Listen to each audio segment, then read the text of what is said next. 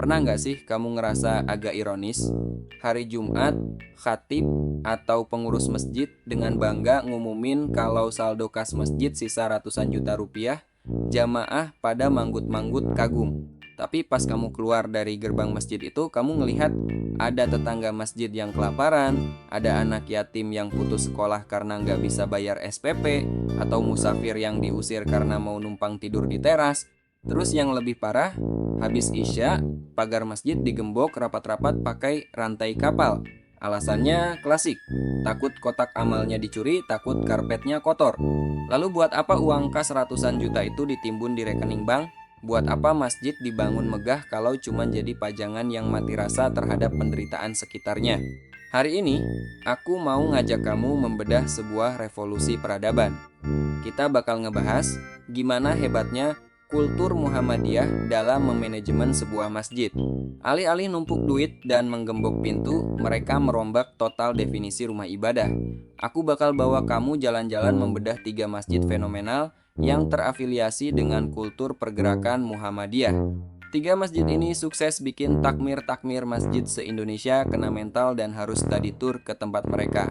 Siapkan catatanmu karena ini bukan sekadar soal tempat sholat, ini soal mengelola umat. Kita mulai dari Jawa Tengah. Di Sragen, ada satu masjid Muhammadiyah yang bakal bikin kamu geleng-geleng kepala karena tingkat hospitality alias pelayanannya yang udah setara hotel bintang 5. Namanya Masjid Raya Al-Falah Sragen. Kamu mungkin pernah traveling jauh, road trip antar kota, lalu kecapekan dan mau numpang tidur sebentar di teras masjid pinggir jalan raya. Terus apa yang terjadi? Kamu diusir sama marbotnya atau dipelototin karena dianggap bikin kotor.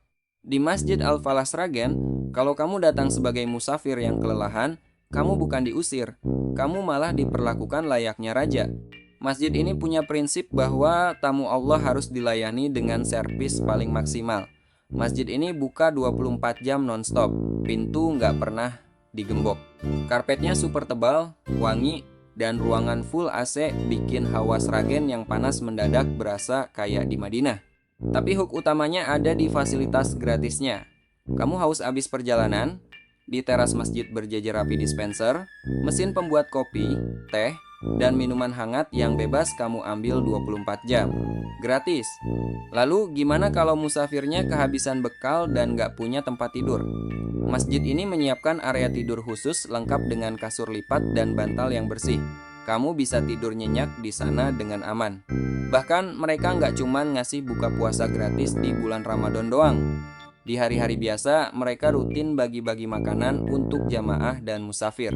Petugas keamanannya juga bukan model satpam galak yang suka bentak-bentak orang. Satpam di Al-Falah Sragen dilatih layaknya satpam hotel bintang 5. Mereka yang bakal nyebrangin kamu dari jalan raya, memayungi jamaah kalau lagi hujan dari parkiran sampai ke teras masjid, dan menyapa dengan senyum. Kas Masjid Al-Falah Sragen ini menganut sistem saldo 0 rupiah. Berapapun miliar uang yang masuk, langsung ludes diputar jadi fasilitas mewah untuk jamaah. Logikanya sederhana. Kalau orang nyaman di masjid, mereka bakal betah berlama-lama. Dan infak yang mereka berikan bakal makin besar karena mereka percaya uangnya benar-benar dikembalikan ke umat. Sebuah feedback loop yang jenius banget. Sekarang kita terbang ke Kalimantan. Biar nggak dikira Muhammadiyah itu cuma besar di Jawa aja. Aku mau bawa kamu ke sebuah level pelayanan yang menembus batas kematian. Kita terbang ke Kalimantan Selatan, tepatnya ke Masjid Muhammadiyah Al-Jihad Banjarmasin. Masjid ini baru aja dinobatkan sebagai Masjid Percontohan Nasional 2024, dan alasan dibaliknya benar-benar bikin merinding. Coba pikir, apa momen paling membingungkan dan paling bikin panik bagi sebuah keluarga? Jawabannya adalah ketika ada anggota keluarga yang meninggal dunia secara mendadak, bingung cari ambulans, bingung cari yang mandiin, bingung beli kain kafan, bingung ngurus makam. Semuanya butuh biaya yang gak sedikit. Disinilah Masjid Al-Jihad hadir sebagai pahlawan sesungguhnya. Masjid ini memiliki manajemen pengurusan jenazah terbesar dan terbaik yang pernah ada. Kalau ada jamaah atau warga yang meninggal, keluarga nggak perlu keluar uang sepeser pun dan nggak perlu pusing mikirin teknisnya. Takmir Masjid Al-Jihad punya armada ambulans jenazah yang banyak dan standby 24 jam.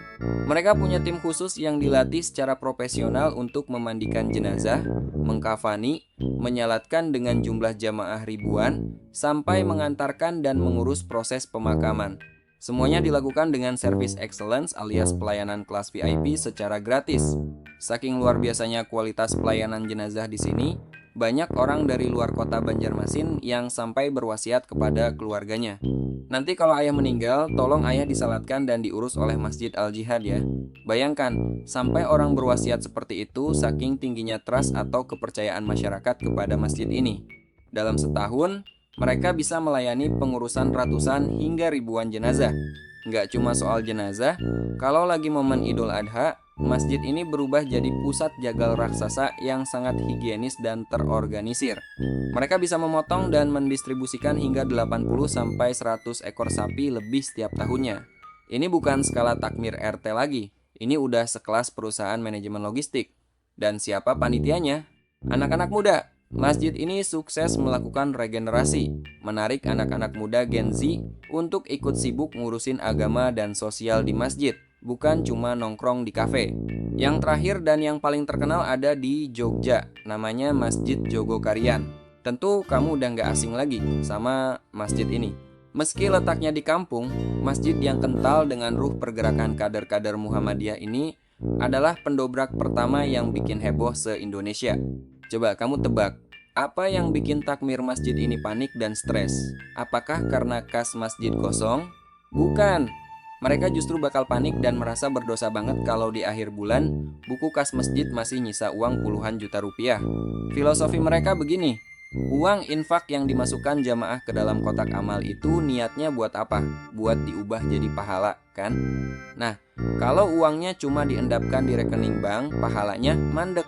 Uang itu belum jadi pahala sebelum diubah jadi beras buat warga miskin, jadi beasiswa buat anak yatim, atau jadi fasilitas yang bikin orang nyaman beribadah.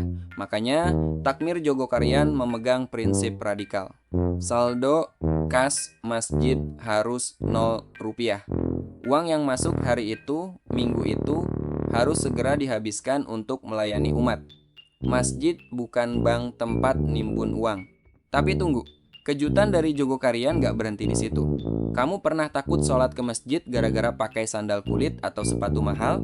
Takut hilang pas ditinggal sujud? Di Jogokarian, ketakutan itu dihancurkan lebur. Mereka punya kebijakan gila, garansi kehilangan.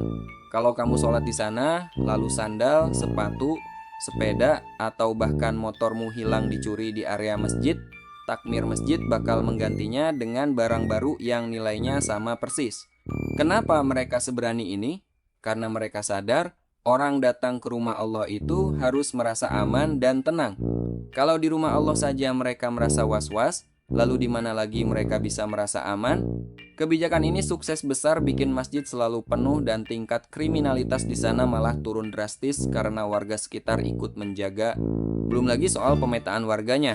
Pengurus Jogokarian itu punya data lengkap satu kampung. Mereka tahu persis siapa warga yang rajin ke masjid, siapa yang sakit, siapa yang nggak punya beras.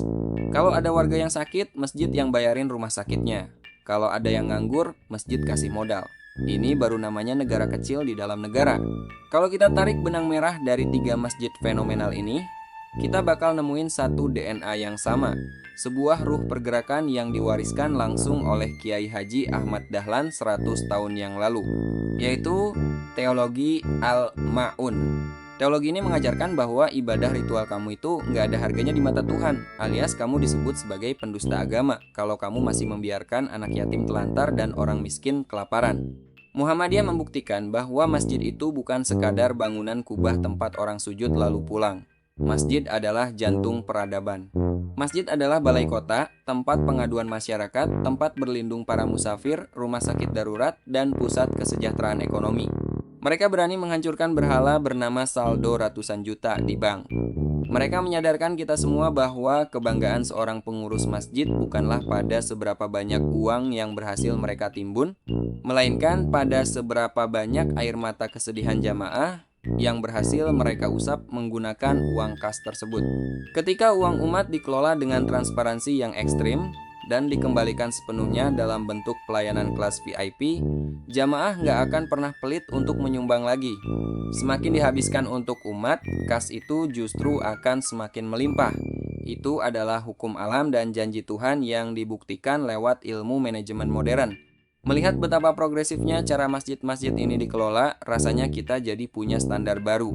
Kita nggak boleh lagi puas ngelihat masjid yang cuma megah secara fisik, tapi lumpuh secara sosial.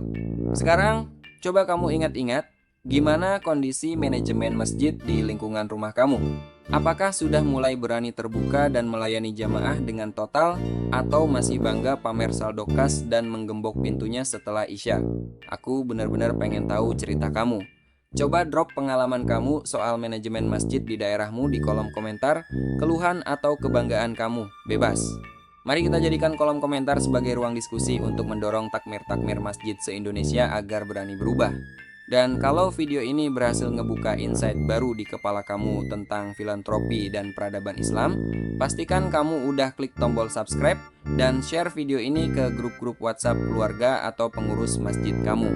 Mari kita viralkan kebaikan ini. Teruslah kritis, teruslah peduli, dan sampai jumpa di bedah cerita peradaban selanjutnya.